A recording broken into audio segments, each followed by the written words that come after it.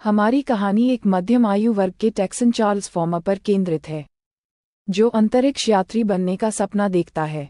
एक समय वायुसेना के पायलट और प्रशिक्षु अंतरिक्ष यात्री रहे चार्ल्स ने अपने पिता के दुखद निधन के बाद अपने परिवार के संघर्षशील खेत को संभालने के लिए अंतरिक्ष कार्यक्रम छोड़ दिया। खेत चलाने की मांगों के बावजूद चार्ल्स ने अपनी दिव्य महत्वाकांक्षाओं को नहीं छोड़ा है।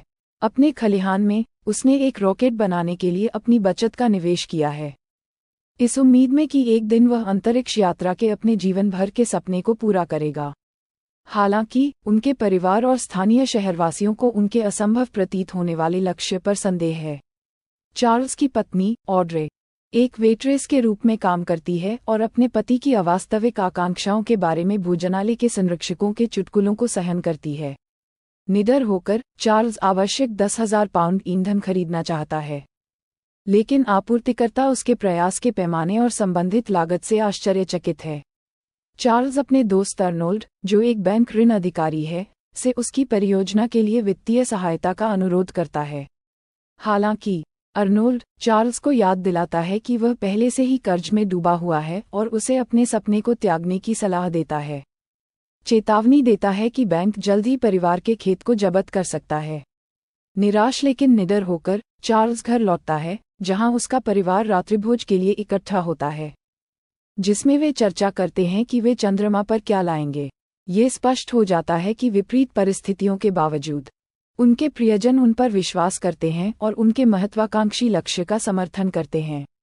तनाव तब बढ़ जाता है जब चार्ल्स को नोटिस मिलता है कि उसके पास अपना कर्ज चुकाने के लिए 1 महीने का समय है या अपना घर और खेत खो देगा। हताशा के एक क्षण में वह बैंक में अर्नोल्ड से भिड़ जाता है, जिससे तीखी बहस हो जाती है, जिसके लिए स्थानीय अधिकारियों के हस्तक्षेप की आवश्यकता होती है। न्यायाधीश अंततः विवाद का निपटारा करता है और चार्ल्स को अपने हिंसक विस्फोट के लिए मनोचिकित्सकीय मूल्यांकन से गुजरना पड़ता है। चार्ल्स नासा द्वारा अस्वीकार किए जाने के बाद शहर के एकमात्र मनोचिकित्सक बेथ से मिलने जाता है। हालांकि वह सत्र को गंभीरता से नहीं लेता है और अपने हाई स्कूल प्रॉम के बारे में याद करता है, जब उसने उससे पूछा था कि क्या वह चांद पर जाना चाहती है। बेथ इसे बचकानी बात कहकर खारिज कर देता है, लेकिन चार्ल्स जोर देकर कहता है कि वह चंद्रमा पर जाने को लेकर गंभीर है और सत्र अचानक समाप्त कर देता है। फिर वह अपने बेटे शेपर्ड को कक्षा से उठाता है और घोषणा करता है कि उसे अपने प्रोजेक्ट के लिए एक इंजीनियर की जरूरत है। शिक्षक की आपत्तियों के बावजूद चार्ल्स ने जोर देकर कहा कि वह अपने बेटे को इतिहास बनाना सिखाएगा। वह अपनी बेटी को भी उठाता है और अपने बच्चों को सूचित करता है कि वे अब 1 महीने के भीतर एक रॉकेट को पूरा करने और लॉन्च करने के उसके प्रोजेक्ट का हिस्सा हैं। वह बताते हैं कि वे अपनी शिक्षा जारी रखने के लिए घर पर ही पढ़ाई करेंगे।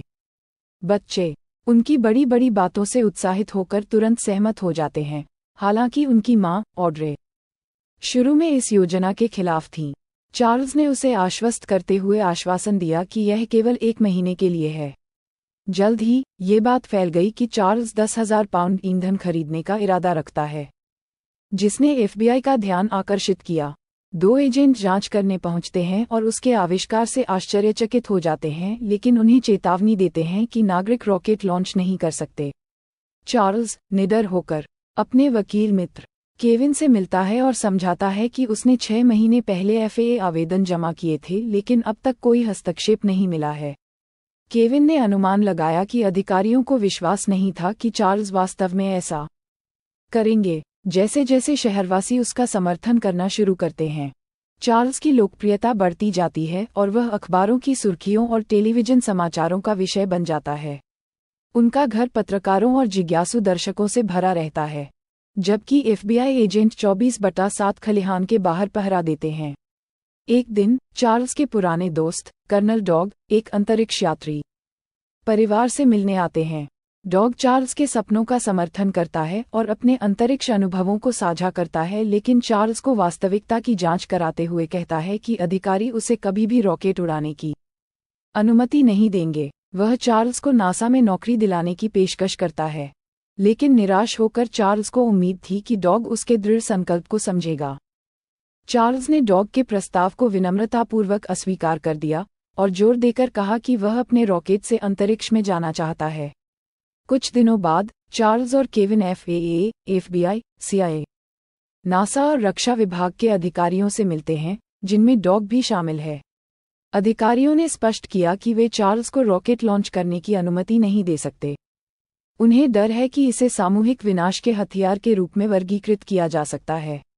वे तब और भी चिंतित हो जाते हैं जब उन्हें पता चलता है कि चार्ल्स के 15 वर्षीय बेटे शेपर्ड को मिशन लीडर के रूप में नामित किया गया है। डॉग ने अपने पिता के दुखद अंत का जिक्र करते हुए कहा कि चार्ल्स मानसिक रूप से अस्थिर है। निराश होकर चार्ल्स इस विचार के खिलाफ बोलते हैं कि स्थान पूरी तरह से सरकार का है।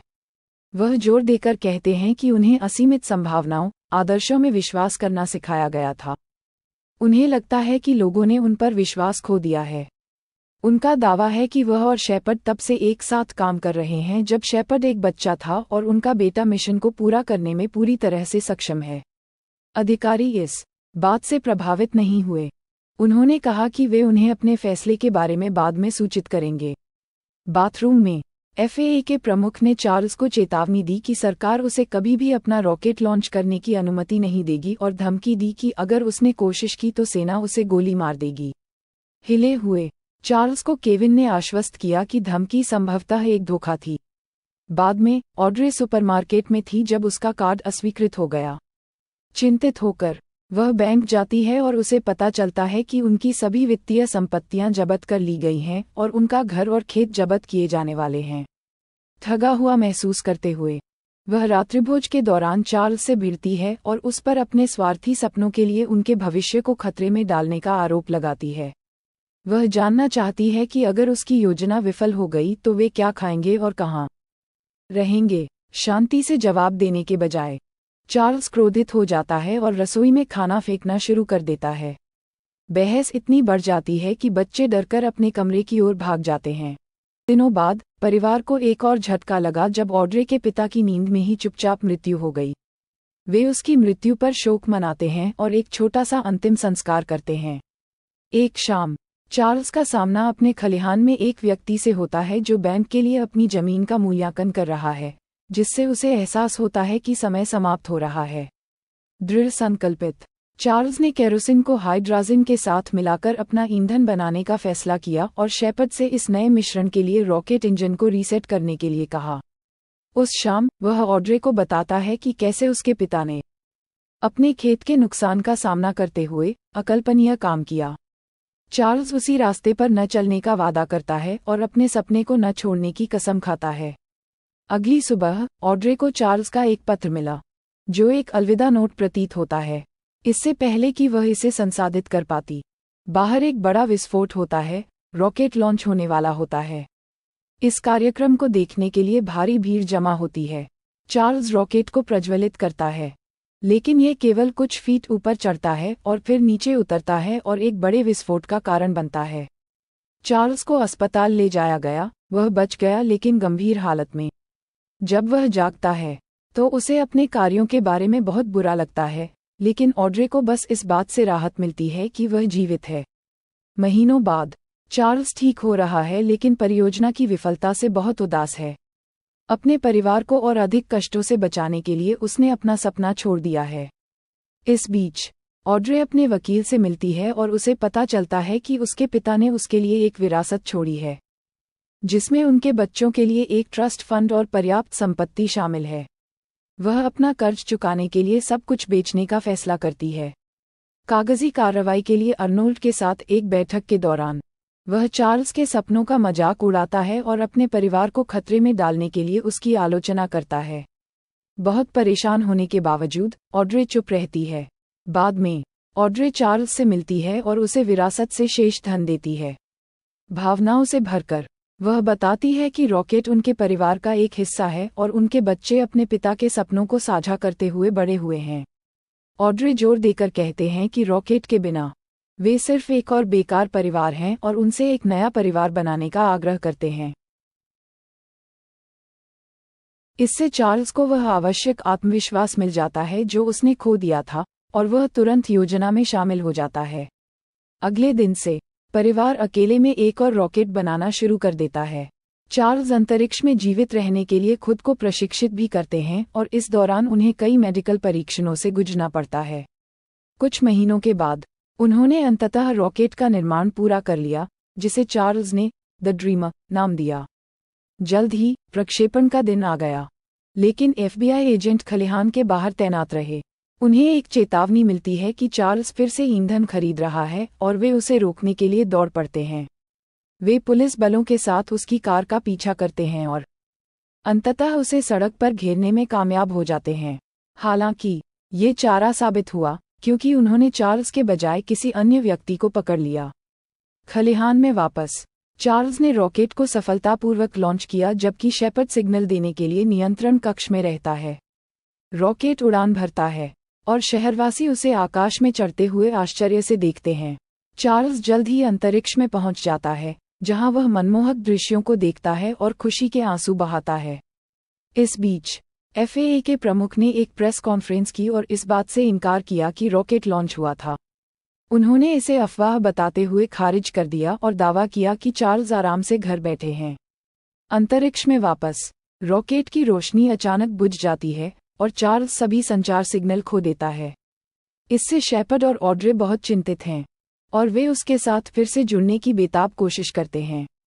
शेपर्ड ने अपनी मां को सूचित किया कि यदि वे उस तक पहुंचने में असमर्थ हैं, तो वह अंतरिक्ष की परिक्रमा करेगा और अंततः ऑक्सीजन खत्म हो जाएगी। अपने पिता से संपर्क करने की प्रतीक्षा करते समय शेपर्ड नियंत्रण कक्ष में सो जाता है। अगली सुबह चार्ल्स ने देखा कि उसकी अंगूठी अंतरिक्ष में तैर रही है। इसे पकड़ने का प्रयास करते समय वह कटे हुए केबलों की खोज करता है और उनकी मरम्मत करता है। यह उसे फिर से संचार स्थापित करने और अपने परिवार के साथ बात करने में सक्षम बनाता है। 9 बार पृथ्वी की परिक्रमा करने के बाद चार्ल्स अंततः घर लौटने के लिए तैयार हो गया।